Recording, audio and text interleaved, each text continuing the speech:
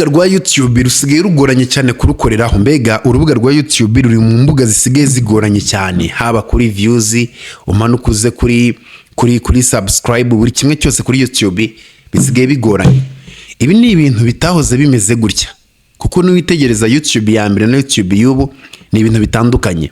Tugiye ko twarebera hamwe rero niba ari ubwa mbere wumvise ibyo bintu, ubane nanjye iki kiganiro cyaje kurangira wabisobanukiwe, niba nanone warabibonye uburyo bisigaye bigoranye. Umve nanone ubushakashatsi nabashije kuba nakoraho, ni point zigeze muri enye turi buze ko twaganiraho. Rero ntabwo ndi buze kuba nabarambira, ariko none ntabwo biruze ko byaba bigufi cyane. Niyo mpamvu ugomba gushaka ko kumwuka gashyira hafi yawe, kuko bishobora kuba birebeye cyangwa se bikaba bigufi. Tudatinze rero ahangaha turi buze kuba twarebera ku kintu cya mbere girimo kiratuma YouTube iba urubuga rugoranye cyane kuba rwakorerwaho.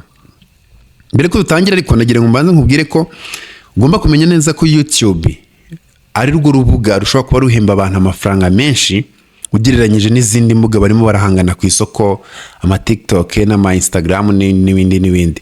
Uraza gusanga ko YouTube ari rwo rubuga ruri global cyane, rurimo nyine kubijyanye n'amafaranga ugereranyije n'izindi mbuga, kuko urubuga rwa YouTube ruri mu bihugu byinshi ugereranyije n'izindi mbuga. Uza gushobora kubimonetize, kurumonetize uri hari bigakunda kuruta izindi. Rero icyo nicyo kintu cy'umwihariko rufite. Ariko rero tudatinze reka tuhere ku kintu cya mbere kirimo kiratuma urubuga rwa YouTube ruba urubuga rugoranye cyane kuba rwakorerwaho ku bakonti ba creator bashyashya. Ni ikintu bita umubare w'aba content creator warazamutse cyane. Urebye mu 2015 uraza gusanga ko aba content creator bari miliyoni 6 2015. Abantu bashyira ibihangano kuri YouTube nyine ariko kazi kabo bari miliyoni 6. Kuri ubu tuvugana 2025 uriya mwaka washize aba content creator bari miliyoni 115. 2015 bari miliyoni 6, ubu tuvugana ni miliyoni 115. Byumvikanye cyane ko byazamutse ku kigero kiri hejuru cyane, ku kigero kigera ku 800 kwijana. Yari 100 kwijana biba ari perfect, ariko byazamutse birarenga cyane bigera ku 800 kwijana. Umva ibyo bintu byikubye inshuro nyinshi cyane. Icyo uko ni wo mubare nyine wiyongereye mu 2025. Aba content creator bashyashya barazamutse. Mbere kuri ubu ngubu tuvugana YouTube isigaye ku munota I mean ku munsi video miliyoni 20 ziba zaprodizwe ku rubuga rwa YouTube. Tekereza icyo kintu buri munsi. Bivuze ko niba waprodinze video ku munsi, umenye neza ko hari aba competitor bawe miliyoni 20. Uwo ni umubare utari muto, ni umubare munini cyane. Tabyumva gutyo. Ibyo ngibyo rero uraza gusanga ko birimo birafavorizwa n'ikindi kintu bita kuba YouTube yabaye trend cyane. YouTube abantu basigaye bayizi, bamaze kumenya neza ko ushobora kuba wakoreraho ibiceri bigakunda. Icyo nacyo cyatumye aba content creator baba benshi. Kuba YouTube iri mu rubuga rurimo rura trendinga cyane, rurimo rurumvikana cyane mu matwi y'abantu, nabyo byatumye aba content creator biyongera kuri level iri hejuru. Turaza kugera no ku kintu cyitwa rise of AI. AI yarazamutse cyane. Ubu ngubu biroroshye cyane ko aba mu content creator utabashije kuba washyiraho isura yawe ukoresheje artificial intelligence AI. Bitegereje uraza gusanga ko YouTube yirwirwana n'amacano y'ama AI, bayasiba, bayademonetiza, ibintu nk'ibyo ngibyo. Rero impamvu nuko kuva AI yaza aba content creator babaye benshi bakoresha ama AI gusa. Rero birumvikana cyane ko ni ibintu bigaragara ko nyine umubare w'aba content creator, umubare wa video za uploading uri buze ko wakiyongera, kuko AI ntabwo isaba ubundi bwenge burenze cyane. Okay, ntabwo isaba amakamera, ntabwo isaba umwanya, no kuyiha prompt mu gihe cy'iminota 40 cyangwa se isaha ikabikoze video. Mu gihe we video ushobora ko yagufata icyumweru. Umu content creator wa AI afite ubushobozi bwo uploadinga video zose akeneye igihe azikenereye. Mu gihe we video imwe wenda igufata igihe, iminsi, bitewe n'ibyo ukora nyine. Ahangaha rero nabyo biri mu byatumye umubare w'aba content creator uzamuka. Ikindi kintu bita gutangiza YouTube channel byaroroshye. ubu kuba wabyuka ugakreya YouTube channel ni ibintu biri simple cyane rwose, nta bundi bwenge kereka wenda ushaka gucustomiza n'ibindi nyine tundi dutrick, ariko uri mushyashya gukreya YouTube biroroshye cyane. Ibyo rero nabyo biri mu biri buze kuba byatuma YouTube iba urubuga rugira aba content creator benshi, kuko gukreya channel nta kindi kiguzi, no kuyikreya ugatangira ugashyiraho ibyawe, biroroshye, biri very simple. Ibyo rero ni like birumvikana ko bigomba kuba byazana indi challenge itandukanye cyane n'iyari ihari. Ibyo uba ugomba kuba wabyitegura. Ahanga rero bivuze ko byatujyana ku kintu cya kabiri kirimo kiratuma YouTube irushaho kugora cyane uko imyaka igenda iza kuruta uko byari bimeze mbere hose. Ndagira ngo witegereze YouTube home screen, hariya nyine baba displayinga ku ma laptop no ku ma telefone ni same. Ndagira ngo witegereze ibintu byarahindutse. Mbere YouTube ntabwo ari kuri ya displayingaga ibintu. Witegereze YouTube ubu ngubu isigaye favorize ikintu bita amashoti. Basigaye bafavoriza amashoti. Noneho YouTube buryo isigaye displayinga ibintu, mbere ba displayingaga video nyinshi pe, kandi ubona neza ko ari nyinshi. Ariko ubu ngubu tuvugana ntabwo ariko bikimeze. Dore nk'urugero nkanjye, tuzima mubibona, iyi ni phone nkoresha, urabona neza ko ngifungura babanje kunyereka amashoti. Nimara kunyereka amashoti ageze muri 4, urabibona ngifungura YouTube. Nimanuka ndabarahita banyereka izindi video nazo baranyereka video 3. Nimara kubona video 3 cya enenye, bongere banzaneho andi mashoti. Mu magambo make rero YouTube irimo irapromotinga amashoti cyane kuruta ibindi. Gusa none ni witegereza amashoti nayo kuba barimo barayapromotinga nta mafaranga agira. Abantu bakora amashoti most of time iyo muri hano ndakeka mubibona neza ko amashoti nta mafaranga agira. YouTube yahinduye uburyo, nko kuri laptop ho bahita bakuri komanda video 3, bagahita bashyiraho amashoti menshi udakeneye pe, amashoti yo barayaguha pe, barangiza bakongera kuri mu komanda izindi video 3 bakagenda banakuri komanda amashoti. Ahangaha rero utagira ngo ni ibintu byoroshye cyane. Ibi bitandukanye nuko mbere YouTube yabaga ifite wenda screen imwe, ugasanga screen imwe iriho video ndende, kandi ni video ugasanga hamwe hariho video gutya hano kuri low izitambika gutyo, ugasanga hariho nka video 5 cyangwa se 6, hano mu bumanuka uzabaga ari nyinshi, hano hari 6 na hari 6 na hari 6 na hari 6. Cyo yaba gufite amahitamo yo kuba wahitamo. Ariko niba basigaye bashyiraho 3 gusa bagahita bagwa amashoti menshi, byumvikane cyane ko hari aba content creator bari buze ko bakora content ariko ntizigaragare kuri home screen. Bivuze ko aba subscribers bawe bashobora kuba babura video zawe barimo barakuri mu komanda ibishoti udakeneye. Iyo ni policy ya YouTube. Ibi nabyo bishobora kuba byakafecta ikintu bita viewership yawe, kuko icyo gihe nese niba batakuri komanze video bakuri komanda ibintu nyine bitari by'aba subscribers bawe, byumvikane cyane ko bivuze ko byateza ikibazo ku kintu bita kuri views zawe. Rero ngaho tekereza icyo kintu, kuba YouTube yaragabanyije uburyo yari komandaga video z'abantu kuri home screen ugifungura n'amacu n'uburyo yagiye azamuka. Okay, ni video miliyoni 20 za uploadinzwe ku munsi, ariko kuri home screen barimo barashyiraho video 3. Cyangwa bikunde hari abari buzi ko baburizwamo.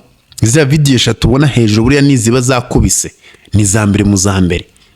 Wa wundi rero ugitangira ukishaka, niyo mpamvu bishobora kuba byamugora, ushobora gutangira channel bigafata igihe kinini. Atari uko content yawe ari mbi, cyangwa se atari uko content yawe ifite ikindi kibazo, ahubwo ari policy ya YouTube yo kuri komanda cyangwa se ya home screen yamaze kuba yahinduka. Rero icyo nacyo gishobora kuba cyaba ikibazo kikabera imbogamizi aba content creator, kuko video nyinshi ureba nufungura YouTube, ugifungura YouTube n'urugero ukaza nko kuri YouTube yawe gutya ukayifungura, iyo ukiyifungura akenshi uhita ubona izi video nizo uhita ujya kureba. Most of time aba YouTuber benshi, abantu biza kuri YouTube, izi video nizo uhita uza kuba wareba. Rero niba arizo uhita uza kureba, byange bikunde nutazi urareba ibyo bakuri komanze nyine, ntabwo uri buze kwibuka ati Creators Rwanda njye kumuya uramureba kubera ko ba muri komanze hejuru. Niba batandi komanze kenshi cyane wita ku byo barimo barakuri komandaho. Iyo ni ingeso abantu benshi bagira, nta nubwo ari abanyarwanda gusa, n'abantu hafi ya bose bita ku byo barimo barabari komanda. nakeka ibyo nabyo birimo birumvikana bishobora kuba byakafekta views. Ikintu rero cya gatatu kiri kwangiza cyane ko YouTube birimo biranagora cyane aba creators, ni ikintu bita imitekerereze y'abantu yamaze kuba yapfa.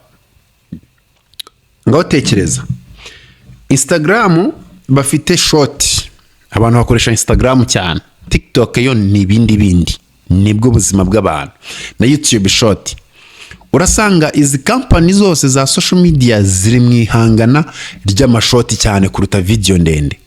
Abantu nabo baragiye bapfa mu mutwe, ntabwo uri buze kwicara kuri video nk'ingi y'amasaha 3, reka tureka amasaha 3 nk'iminota 20, uri buze kugenda kuri short wenda nkubwira ati ibintu birimo barangiza YouTube ni iki 4 5 6 tayari bite birangira, bikubwire gutyo byumve gutyo uhita unabyibagirwa, kuko buri umuntu kurikirana Instagram cyane cyangwa se TikTok buriya bushoti ubusanga nyine mu bwonko bwiwe bigoye cyane ko ari cyo yasigaranamo. Arabibona ari byinshi, ariko nawe uko abibona ari byinshi ni nako bigenda, nta na kimwe afashemo.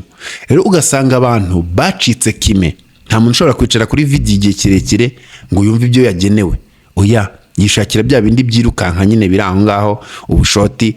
Rero YouTube nayo kubiri muri competition nizo social media bamaze kubona ko TikTok, Instagram barimo barafatisha abantu ikintu bita amashoti. Baravuga ati reka natwe twinjire ku kibuga cy'amashoti cyangwa se twinjire mu mashoti. Tayari ibyo ngibyo byahise bigira abantu abanebwe, nta muntu yishaka kureba video ndende, arishakira shoti. Niyo utangiye ikiganiro gutya urakireba iminota hashira nk'umunota cyangwa se iminota 2 kubera ko ariyo ubwonko bwawe yamaze kumenyereza nyine amashoti, gahita ucika intege ikiganiro ukakireka. Ibyo bintu nabyo rero intention z'abantu cyangwa se imitekerereze y'abantu nayo yamaze kwangirika kubera imbuga nkoranyambaga zaje ari nyinshi zifavoriza amashoti cyane kuruta video ndende. Nicyo kintu nacyo kirimo kiratuma YouTube ikomera cyane, kuko YouTube nitabona intention, nitabona video yawe irimo irarebwa cyane, ntabwo bakuri komanda. Ariko kutakuri komanda kwabo ntibamenye neza ko nabo babifitemo uruhare, kubera ko nibo bafavoriza amashoti, ariko nabo nta yandi mahitamo bafite. Kuko niba Instagram irimo irakora neza, TikTok irimo irakora neza ku mashoti, nabo barimo uzitegeze YouTube amashoti barayarikomanda cyane tu, nubwo atatukungukira ariko bayashyira imbere. Rero ibyo biragora abantu, kuko abantu ntago gishaka kuba bagira intention zo gukorera video ndende kandi bafashe n'igihe cyo kuyitegura. Nuko ri ya mbere gashya ya kabiri ya gatatu diye n'amafaranga wayishoyemo agenda karakwicubireke. Impamvu ya kane rero yimiratuma YouTube igorana cyane ni ikintu bita ni gitutu kuba content creator, abantu bashyira ibihangano byabo kuri YouTube. Diye ndakubwiza ukuri ko hari gitutu mu ba content creator giteye ubwoba. Urasanga hari abarimo barakoresha ama AI, ugasanga umusirimu ya uploadinga 2 ku munsi, hanyuma ugasanga noneho nawe urimo uploadinga rimwe mu minsi ngahe. Byange bikore ntabwo ribuze kuba byagendana neza, haraza kuba habaho nyine ibintu bitameze neza kuko hariho igitutu. Rero uraza gusanga ko aba content creator batangira guhangana no kugira ngo bisange kuri wa muvuduko cya gitutu kwa uploading ibintu byinshi. Ni uri buze ko wasanga content zose ari umwanda, nta uniqueness irimo, nta kintu cy'umwihariko. Kuko niba ufashe, niba uteguye ikiganiro ukagitegura iminsi 3 ukakizana kirenze, iki kiganiro kizaba cyateguye nyine iminsi 3, ariko mu content creator ari kujya kuri pressure kwa uploading buri munsi, nta mafaranga abatumirwa rabakura he. Nibwo nyine bari buze ko batangira gukora ibintu kugira ngo bumve ko ba-uploadinze, ariko quality ya bya bintu ukayibura. Rero igitutu cy'aba content creator nacyo kimurimo biratuma YouTube ikomeza kugorana, kuko na wa wundi wakoraga wenda kiganiro kimwe mu minsi 5 cyangwa se kimwe mu minsi ngahe, nabo n'abagenzi be ba competitor cyangwa se abandi bana bashyashya bari kwa uploading inshuro zingahe ku munsi, nawe aragira iyo spirit, tangira tekereza ati reka shaka uburyo nanjye ndibuze kuba nakongera amount cyangwa se umubare w'ibyo na uploadinga, atitaye ku kintu bita quality yabyo, akareba kuri quantity cyane. Rero uraza gusanga ko ari hatari. Icyo nasoreza nkubwira rero, YouTube ntabwo ikiri amahirwe. YouTube kera hari uburyo wa uploadinga kubera wenda n'aba content creator bake, YouTube ikagenda ipushinga video zawe, niko batazikeneye rwose ikagenda isunikiriza kugira ngo nyine bagire umubare. Ariko ubu ngubu ntabwo ariko bikimeze. YouTube nta muntu ikinginga, ndakeka kuri murabibona nta muntu ikinginga rwose barimo barareba karite buri kamwe kose baragakontaho bivuze ko rero uko wakoze ikintu kigakundwa n'abantu ibyo bivuze ko byagena umusaruro ukibonamo cyangwa se bivuze ko byagena ikibona nawe kuri YouTube rero ubu ngubu igihari ni nuko YouTube irimo irapromotinga video ntabwo igipromotinga amacano manini kera nibwo wasangaga nimba ari channel kera nibwo wasanga niba channel ari nini ari ngari abantu bari buze kuba YouTube nyine iribuze kuba yagira ikintu cyo kuyipromotinga kuko ari channel nini ariko ntabwo ariko bikimeze YouTube irimo irapromotinga icyo bita ntuze irimo irapromotinga video yawe niba video ari sawa barayipromotinga nibyo bintu rero nakubwiye birimo biratuma YouTube ikomera kuba wayikoresha birimo urubuga rugoranye cyane wibuke ko wakanze subscribe kuri umuyoboro wacu wa YouTube Creators Rwanda tubarane mu bindi biganiro. You are welcome.